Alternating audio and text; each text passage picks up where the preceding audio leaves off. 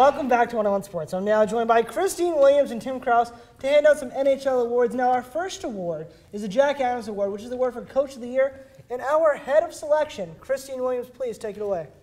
Now, there were many deserving candidates this year in the NHL. Bruce Boudreau of the Anaheim Ducks took a team from 13th in the West last year to having one of the best records. Paul McLean, who has had his team with the Ottawa Senators, he has kept them afloat while losing superstars. And of course, Joel Quenneville of the Chicago Blackhawks. They started the season 20-0-3. But the guy who's going to win it has got to be Michel Therrien of the Montreal Canadiens. He took a team that was last in the Eastern Conference last year, and they are now fighting for the second seed in the East with largely the exact same roster. He's inspired confidence in his players. He's known as a disciplinarian, and these players have just bolstered behind him. He has given them the drive, and he has made them want to play for him and believe that they can win. He has given them a newfound confidence that is irreplaceable. My hat's off to you, Michel Therrien. Now, Tim, what are your thoughts of Michel Therrien being the pick here? I mean, he's obviously done a great job in Montreal. He's led that team all the way back to now first in the Eastern Conference, but he's not the best coach this year. That has got to go with Paul McLean.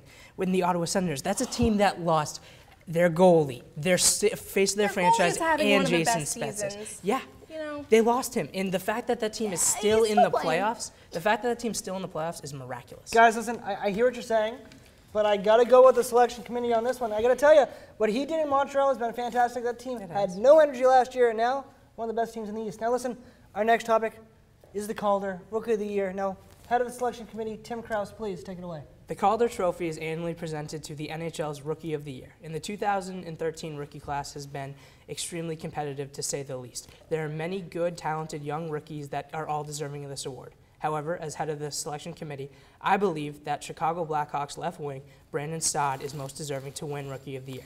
He got off to a rough start in Chicago, but his consistent play as of late has made him one of the most dangerous offensive talents in the game. He's recorded a record of 24 points, which is third among rookies, and he's done so battling for ice time on the best team in the NHL. His consistent play has earned him a spot on the first line of Chicago, where he plays alongside Jonathan Toews and Marian Hossa, where he has absolutely flourished. He leads all rookies in plus-minus with plus 18. He's the most deserving. Christine, what do you think about this? I like Brandon Saad. I think he's going to be a very stable NHL player, but again, he plays on one of the best teams, if not the best team in the NHL. He plays in a line with Jonathan Toews, Marian Hossa. I got to pick Jonathan Huberdeau of the Florida Panthers. They're last. They have no shot of making the playoffs this year. And he is second on his team in points. He had 12 goals in 25 games to start the season. That is amazing for a rookie to still try to keep his team afloat. Good for him. I hear what you guys are saying, and I like the speech you made. I got to tell you, selection, my man, you did well, but I got to go with Jonathan Huberdeau on this one. The fact that he's doing it in Florida, and he's got a lot more skill than Brandon Saad, I got to go with Huberdeau. Now, guys, listen, our last one. As co-selection committee, you guys get to do this one together. It's the big one. It's the Hart Trophy. Guys, take it away. Well, he obviously had this wrapped up before he went down with injury, the jaw injury. Sidney Crosby has to win this award. He is easily the most valuable player in Pittsburgh. They lost Evgeny Malkin for an 11-game stretch. They lost Chris Letang he was out for about 10 games. Paul Martin, he put that team on his back. They had a 15-game winning streak. Christine, no, I mean, Crosby, there's no denying. He's still leading the league in points, and he's been out for 6 games. There's no denying he's the best player in hockey when he's healthy and on the ice. But he hasn't been healthy, and he hasn't been on the ice this season. He is missing a lot of time, and you can't give the MVP award because Why not?